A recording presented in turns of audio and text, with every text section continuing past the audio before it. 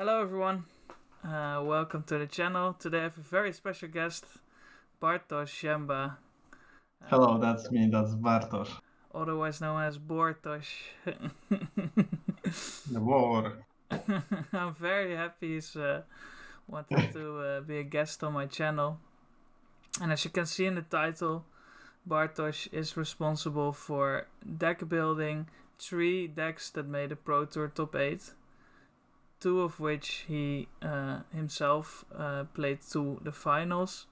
One of them I played to a top 4, and then latest he also made the calling winning deck list, which I took to London towards the win. So I already thought that's very special, right? Like a deck builder that has so many accolades when it comes to results with that deck. So Bartosz, do you maybe want to introduce yourself a bit? Who's the man behind this deck building genius? Holly. Hello, I'm Bartosz. I'm almost 27 years old of age. And I like playing aggro decks, and because I couldn't ever find a build that suited me, I had to build them all myself to great results, as Paul mentioned. I was a finalist playing Briar in Lille.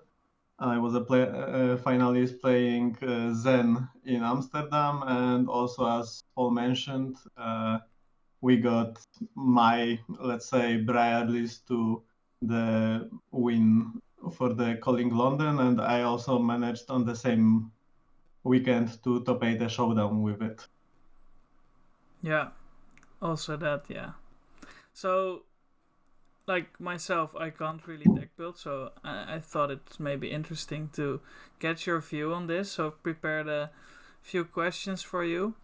And the first question is, and it might sound simple, but I think it's very important. It's how do you build a deck? That's a pretty hard question to answer. I mean, it's pretty easy because whenever I talk with someone and they ask me what to put in the deck, I always tell them to include the good cards and to cut on the bad cards. Yeah. Because that's basically how the deck building works. We have the possible cards to use in our decks depending on the hero and class and talents, etc. And from that, from those cards, we need to find the best synergies and the best strategies that work for us, and will give us the best opportunity at winning the game. Mm-hmm. We are bound by whatever we get from sets that LSS in this occasion prints for us. Mm-hmm. So these are our boundaries and the basic premise. Also, what I've realized at some point, especially with Flesh and Blood, what you need to do while building a deck is following what your hero wants to do. Yeah, It's yeah. pretty obvious, but whenever you start building a deck, you should first double read what his hero ability is, Mm-hmm. because that will give you a guideline of what you want to be Yeah. doing. So, for example, that's a good example. We have Briar and Aurora. Yeah. We chose to play Briar, but I've also made a video for Aurora with Hamish. Mm-hmm. And even though both of these heroes have pretty similar builds, because both are rune blades, both are elemental rune blades, most of the card pool you will be using while building both of these is lightning. Mm-hmm. You kinda skimp on the earth part because you want to keep the deck red line as possible, not to include that many blues because you don't have a use for them in case of Briar. But why Aurora differs from Briar is that she actually has a use for blues. So whenever Right. building Briar, her hero text states that you want to be dealing damage with your attack action cards to create embodiment of earth, and you want to be playing 2 non-attacks per turn. So you include the mix of attack actions, non-attack actions, and if possible, try to make it so that your attack actions have an easier time of connecting. So cards like Arcanic Crackle and Arcanic Shockwave, because how the hero is written, allow you to create an embodiment of Earth more easily. Yeah. And then in case of Aurora, you don't have to force yourself to play non-attack actions because your hero doesn't care about them. So we can include more instants. And also what your hero allows you to do is play more blues because her hero ability actually allows you to convert your blues meaningfully. And in case of Briar, whenever we have the evergreen loop, we basically have to force ourselves to pitch the cards to the bottom of the deck and to play those blues that we don't really have any use for. But in case of Aurora, because of her hero text, we actually have a legit way of spending those resources, both efficiently and in a meaningful way, because getting an embodiment of lightning is a crucial part of being able to set up bigger turns and then to not break on a hand without cards with go again. Yeah. Okay, so what I'm hearing is you say like the hero ability plays a crucial role in like a bit of a guidance to how to play the deck. So like Aurora, you can play more blues because you can also pitch to in the embodiment. And with Briar, it's like a bit unnatural to play the blues since she doesn't really have a use for them. In Classic Constructed, we had an outlet to pitch our blues because of Grasps of the Arknight, so it wasn't an issue. That's why, and also you had a reason to play blues, as you had Channel Mount Heroics to play out. Yeah. So there was a reason behind including those blues in the deck, and because of the evergreen idea in the Briar from the Calling, you had to force yourself to run those blues to be able to accommodate for the fact that Evergreen uses them. Whenever I wanted to build the deck at first, my first inclusions were Red Earthlord Surges and Bramble Sparks because these were the power cards in the CC format. But then quickly I realized that because I don't have any other way to spend my resources, I had to cut down on everything and become a redliner, as it was the best choice for the deck to function consistently and follow what the hero wants to do. So to see what the hero checking the hero ability, it didn't work well to include a lot of blues. It was better to include as many attacks and non-attacks that cost 0 because it allows you to trigger the hero's ability more efficiently and more consistently. Okay, that makes a lot of sense, and that's really interesting to me because for me it's always hard to start building a deck. Like for me, that doesn't really know a lot about deck building. I just recently made some decks to try it out, but that's interesting to me that you say like, okay, I wanted to start the deck by adding in a Red Earthlord Surge and Bramble Spark, right? Yeah. So the premier power cards. Well, power cards is stretching it, but really good glue pieces that were working in CC. Yeah. So we can talk about that.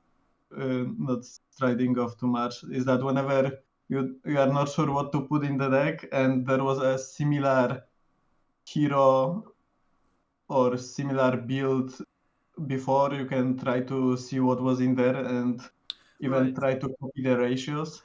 That was how I've built Aurora for Calling Leon. I basically took a shell out of my Briar build from Lille. So from 2 years ago and a different hero, but the basic premise of the deck was the same. You had attack actions, you had pumps, but you had instants over non-attack actions because that's how hero worked. And that these cards were straight up upgrades. In that case, so it was really easy to build upon that and not having to think about every decision from the start. So that's also something to worth considering whenever you start building a deck. That getting an inspiration from a different hero or a different build or something that was basically something that was done before if you don't have any ideas of how the deck should look like, Yeah, you have no that's a good reference. Yeah. way to start. Okay, that makes sense. So you take a look at power cards. You try to correct me if I'm wrong, right? You take a look at power cards where you want to Yeah, build the deck around, and yeah, then because FOB is now has a pretty big history, you can look at the ratios from previous decks, and you can just apply those to a similar deck. So you don't have to like recalculate like every odds of drawing a blue, right? Or yeah, exactly. That's something that's pretty important in most of the decks. The blue ratio yeah, exactly, and the cost curve of the deck. Well, it comes up that most often the correct choice is to either include only zero cost or a lot of yeah, three costs and as many blues yeah, as you humanly can. But yeah, so something to keep a track of. And if you are not sure on the ratios, it's really easy to check other builds and at least get an idea of maybe I'm including too many, maybe I need more. yeah. Maybe if I cut on some of the cards that cost me, then I can cut down on blues and vice versa. Maybe I should Mhm. include more cards that cost me because I have many blues that I want to play and actually help me.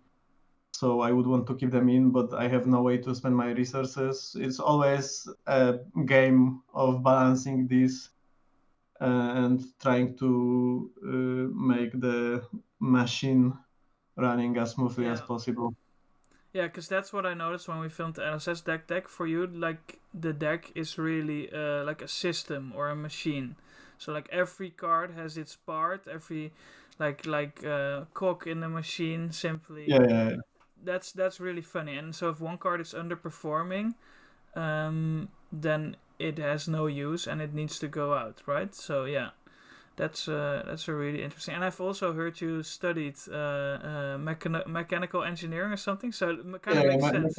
mechatronic engineering. I Yes, didn't yes. finish. I didn't finish it, but Hmm. yeah, a lot of the engineering stuff and making the systems follow a path and being efficient is something I always keep in mind, and Yeah. I had studied for some time, so I have it in me. Nice. Okay. Okay. Nice. So my second question then is what advantage do players that are good deck builders have over players that can't? So like myself, I'm not a very good deck builder, so I don't really build my own decks. So I always essentially had to lend decks or try to find existing lists and kind of tweak them. What would you say to players that can't deck build, and what advantage do you think you have over people that can't? I think there are two major things. The first one is because you deck build, you have to read every card that gets printed, and also a lot of the time you find the niche interactions and Mm-hmm. niche cards that are not that common. But then during the gameplay, because you basically know all of the cards that were ever printed, uh, sometimes if your opponent will try a cheesy tactic, you will know why and how it works, so you can win a game that normally someone that doesn't have that much of an experience with deck building and the card knowledge Mm-hmm. as they never had a chance to encounter it. Yeah. So that's something that happens most of the time. Like even knowing if your opponent can have some other reaction that costs zero whenever you play against the warrior, Right. for example. If you know all of the possible zero cost reactions, you can deduce that it can be the reprise one because I blocked and he didn't play it before and he had a chance to do that. So Yeah. maybe it's the other one, and if it's not that one, then maybe he doesn't have it. So you can base your decision making on your game knowledge and Mm-hmm. reinforce your decisions based on what you know and what you think can be in the build, because that's also something Right. that Oh yeah. whenever you deck build and you know what the right decisions are during the deck building process and why some of the cards are in. It allows you to base your reads on what your opponent might have Yeah. better, as you understand why some of the cards are in the deck and how some of the cards work better with with other Yeah, cards. yeah, how they Then interact. So it's like almost as if I'm hearing like because you have so much knowledge about the card pool in general, when you see a deck build in front of you, you automatically know what the interactions could be and why a certain card is in there.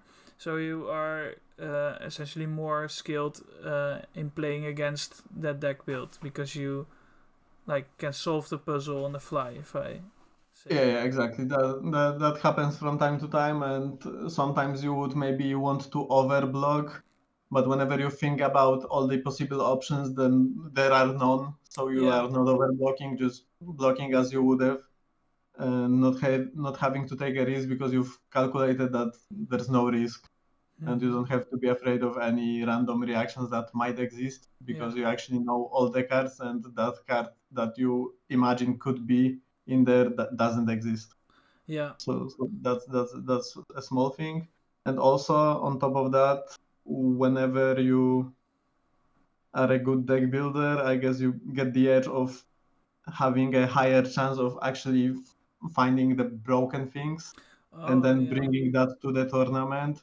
Yeah. And especially during the first few tournaments of the set, sometimes it might come up that there is a broken deck that if you find, you have a much higher Yeah. odds at getting there and either top 8ing or winning the whole thing. And if you are only following what the decks are and what other deck builders are posting on their channels, Mm-hmm. or like after the top 8 you check the deck list, you don't have that option of trying to get there by your deck building Right. ideas and by finding some interactions that some others didn't think of. Yeah, you're just a Uh, lack. You have a lack of information compared to other people. Because if you're only copying the deck list you see on FabTCG, like that made top 8, you don't have a as high chance of finding the truly broken build because you have no knowledge of it. I see. yeah, that's especially important for the first two big tournaments of the set, Yeah. basically. But sometimes even into the even if the meta doesn't change between the sets, there might be some new interactions that people missed, and because you have bigger overall game knowledge, as you know the Yeah. cards that exist, you have a higher chance of discovering that there exists a broken deck, or maybe a broken interaction that's really good into some of the decks, and maybe because of that you can counter the field. Yeah. Okay. That's good motivation to start start deck building yourself. And then my next question is from a deck builder's perspective, like yourself, what makes like the best decks? What makes them so broken? Why are the best decks the best decks? Hmm. For sure, I think what I always like in my builds, and also what took me the furthest, is whenever my deck had a really high floor, Mm-hmm. but also had a high ceiling. Well, it's not rocket science that such decks will perform well, but Mm-hmm. I think in the meta games, when there is a broken deck, the most important thing to do while deck building and while playing the deck is to be able to pilot it well and to be able to adapt it so that whenever your deck is not doing the broken thing, Mm-hmm. that it still functions well. So for example, in Zen, Mm-hmm. the issue the deck had was that whenever you were not drawing Art of Wars, your output was much worse, but it was still good enough to win the games. But you had, but whenever if you never had a chance to play the deck while not drawing Art of Wars. Like you never had had an opportunity to figure out different play lines you can take to make it so that even if you don't see an Art of War during the game, you can still win the game with other combo lines or other setups you can choose to make during the game. And to be honest, for my Amsterdam training, for, for my Amsterdam testing, I was kind of afraid that because I was not seeing any Art of Wars whenever I was testing, I was Okay. both really happy that I was able to figure out all the different play lines and to be able to get there even without seeing Art of Wars in my games. Yeah. But at the same time, I was really afraid that if during the tournament I will see Art of War, especially a double Art of War turn, Mm-hmm. I will not be able to pilot it correctly and I will make a mistake because I've never had a Yeah. chance to correctly set up and execute the high roll. I So, but see. I think during the broken deck metas, the most important thing is knowing how to play the deck whenever it has its lows, Yeah. and whenever you know how to do that, the deck is so strong that it will allow you to win the games whenever you get out of the lows, and still will make you win everything else because of the highs. Yeah. Yeah, that's something we've talked about before, and that you've actually learned or taught me.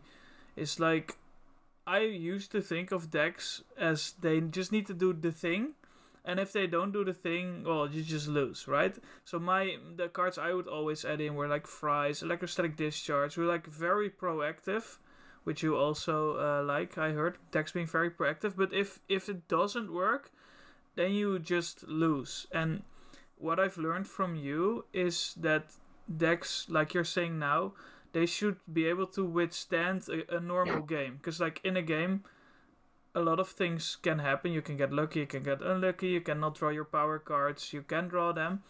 And your deck just needs to be able to withstand a normal game that can go either wrong or well. Is that kind of Yeah, correct? exactly. And I think with all the broken decks or all the good decks that have the high roll potential, the why they are good is not only because they can have the high roll potential and you sometimes randomly win a game because of that, but as they have a high roll potential, you get an outlet to be able to prolong the game if you include correct cards and you have an idea of how to do it. You can prolong the game, so you increase your odds of having that high roll Right. chance roll Yeah. turn to get back into the game, and that was the case for Briar. Mm-hmm. Even in Lille, because of Channel Mount Heroic, that card was insanely powerful. But whenever you looked at it, it was not that easy to pay it off. Like to play it out, you had to keep it in hand. So that means that you either took damage or took an on hit that you couldn't cover because you had to keep more cards in hand. Yeah. And then on top of that, you had to play out at least 3 attack actions to make it even. Yeah. Because if you consider having a Channel Mount Heroic being a block 4 that could have covered Oh yeah. yeah, covering an on hit and preserving for life, and then having to pitch a blue that you could have maybe Also. swung Yeah. Rosetta with or also blocked with. That Yeah. makes it that at least you had to make at least 7 or more value out of Right. playing Mount Heroic to be able to make it so that it was worth playing it out.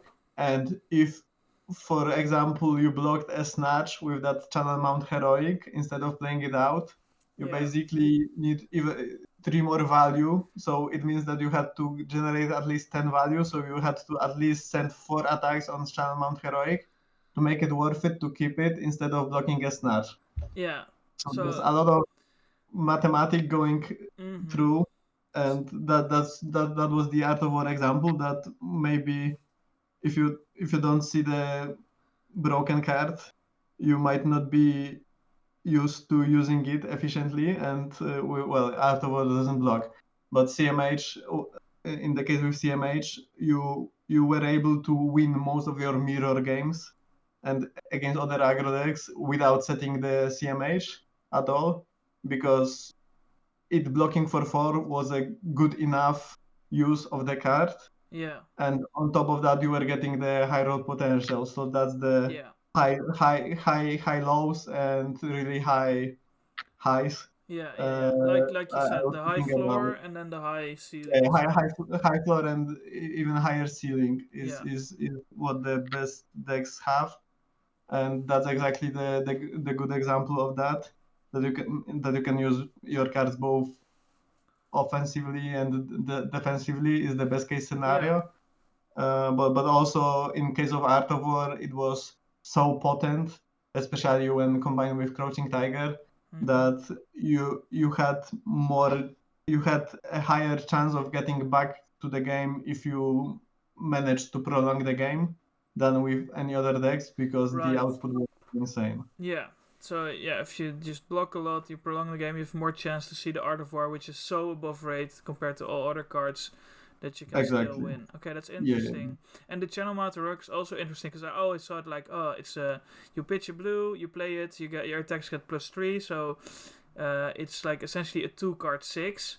But you made a really good point. It's even you need to get even more because with the embodiment it blocks 4, so you need 3 attacks to make it like a 2-card 9 essentially. Okay, that's really really interesting.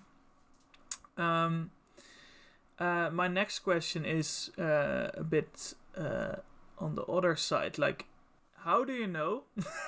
Yeah, it's a bit scary maybe, but it's like, how do you know if you should abandon a deck or keep Oh. working on it? Hmm. Because let me preface it a little bit. Like, if I'm starting to learn how to deck build, right? I could make a deck, but it just doesn't work, and I'm not seeing it because I'm not as experienced as you. Like, what is a clue that I can get where I'm like, okay, this idea, because not all ideas are worth exploring, right? And I've heard that also a part of being a good builder or being someone that explores ideas is also knowing when to abandon an idea. So, when do you Yeah. know you should abandon something or pursue it even further? What do you think? Hmm.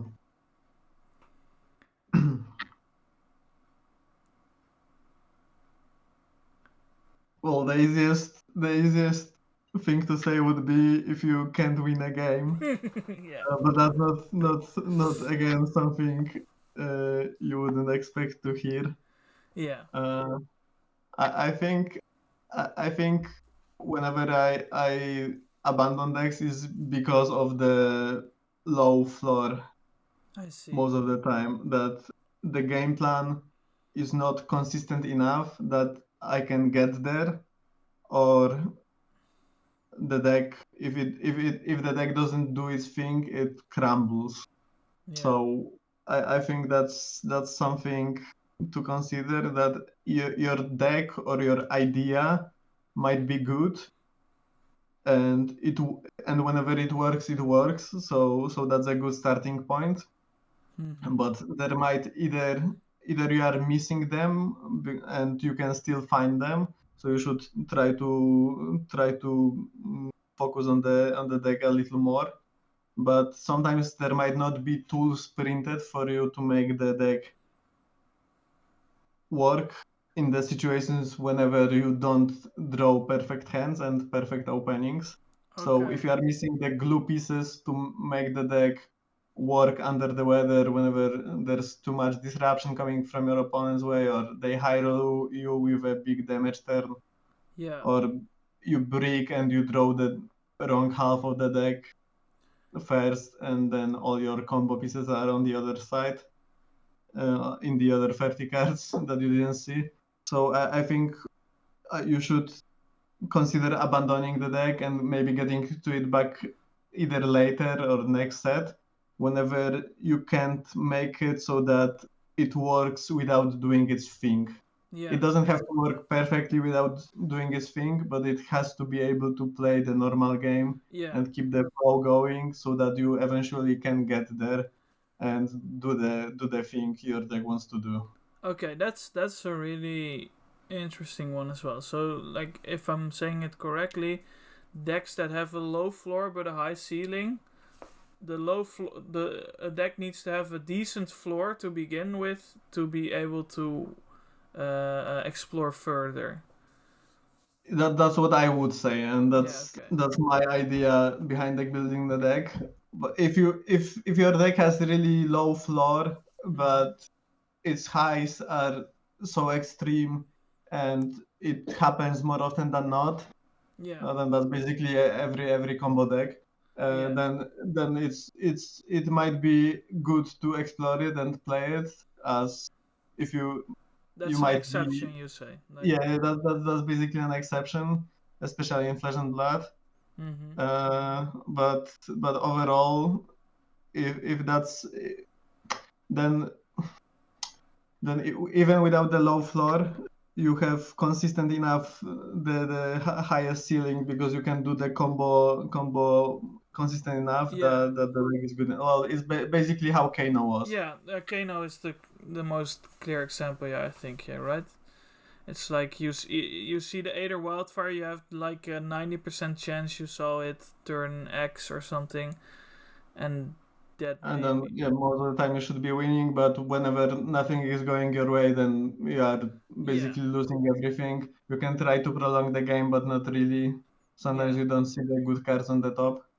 So combo decks are basically an exception, or like combo heavy decks, because all the decks right now have some small combos. Even for assassin, it's like playing save or bloodshed and having your opponent marked or flicking the knife. So setting it up that your opponent is already marked and you play the saver and draw a card off of it. That's a small combo, we could say. But for the decks that their win condition is resolving their combo, then I would say these decks are the exception. And then if your highs are consistent enough, then you should try to make the deck work, because that should be good enough most of the time. Okay, that's really really good to hear. So my last question, and it's just, a bit of personal question then, is what what decks do you personally like to make, and why? And it's not only you personally, because it's you personally have a lot of success with your decks doing well. So what is your personal style of making decks, and why do you like that style so much? Obviously it works, that's a good reason, but maybe can you elaborate a bit on that? Well, as I've said it a few times, I really try to make it so that my decks have the high floor. So even if the stuff doesn't go my way, I can try to prolong the game and squeeze the most value out of every turn cycle to maybe get there at some point. But also to have the potential to high roll the game, because as I've mentioned, if you have a good stable floor and you have a high roll potential, you can get there from a really bad. You can try to win the game even from a really bad spot, and that's why I don't really like decks that are not proactive. So, for example, Verdance and Earth Heroes in general, they have ways to convert their hands, but that sometimes they can just get stuck with 4 cards that don't do anything. And you are forced to convert your hand extremely inefficiently. And that's why I don't like fatigue decks per se, that don't have any cards in them that can actually punish your opponent whenever they give you some breathing room. As that makes it so that you don't really have any control over the game, and you leave your full agency over who wins the game to your opponent. I don't like doing that.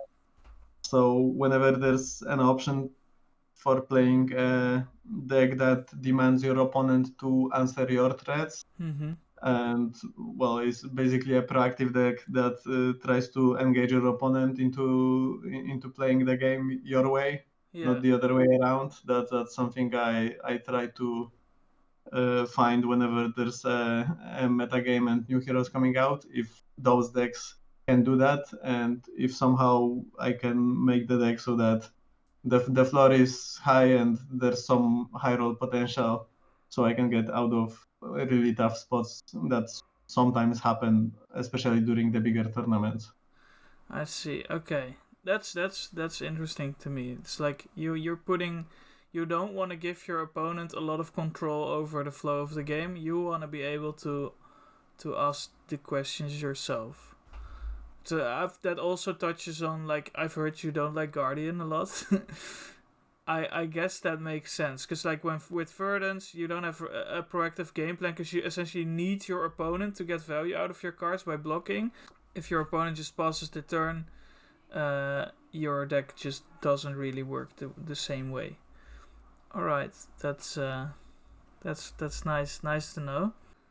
All right, so to close it off, we have made a Metafy for our Briar deck list. You, Bartosz, have been the main writer. I've helped a little bit, and Jimmy from Team Stroopwafel, somewhere here, he has also helped a lot. Since we all three played the deck list at Calling London, I think we all at least cashed with it. So yeah, that's pretty nice. Is there anything you want to say about the Metafy specifically? Because I think it's already pretty doing well. We have a lot of positive reviews. Do you maybe want to introduce that a little bit?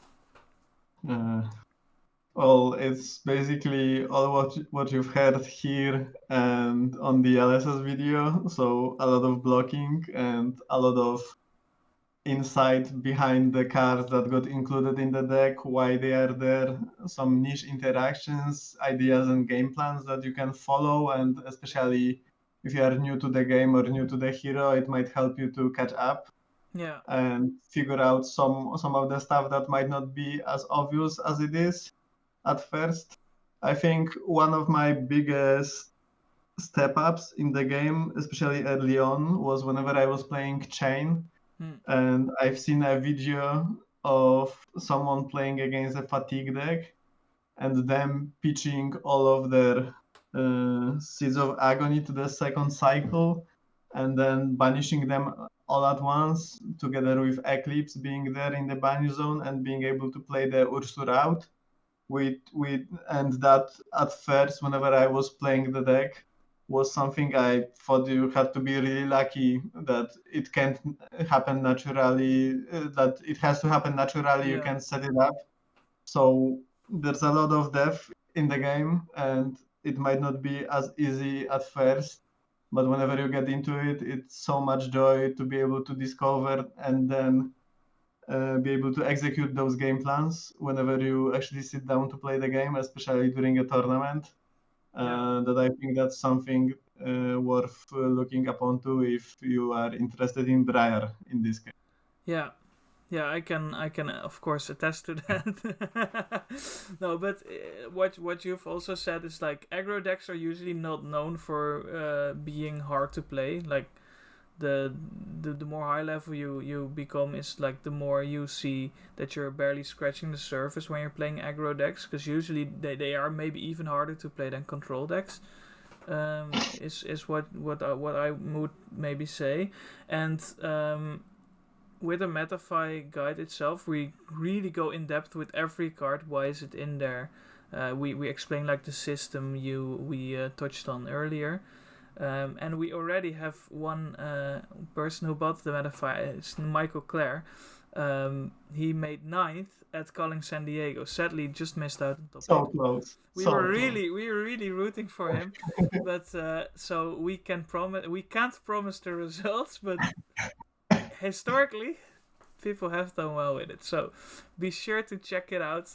We've put a lot of work into it, and also we put a lot of love in it as well. Like it's like we edited it, we really perfected it, and would mean a lot if you And guys. there will be updates, There so will be that updates. whenever something new comes out and there's some shift in the metagame, especially after the bans in 2 or 3 weeks, Mm-hmm. we'll also update the guide, so there's Yeah. not a bad taste that I got the guide and it's already outdated. So Yeah. don't be afraid of that. Yeah, that's definitely a good thing. Like you shouldn't expect to just buy a guide and just buy a piece of paper. That's what you had. No, you really get the updates. We will adapt the list and the guide itself to developments in the meta and to eventual bans. So yeah, Bartosz, I really want to thank you for doing this interview with me. It was really insightful. I think a lot of people will learn a lot about it. And do you have any closing words? Well, thank you for having me, and I hope people have at least more insight into deck building and how I do that. Maybe that helps you in your deck building journey. And I hope to see you all there during the next calling, and good luck on your progress season coming up. Yes. Good luck, guys. See you next week. Later.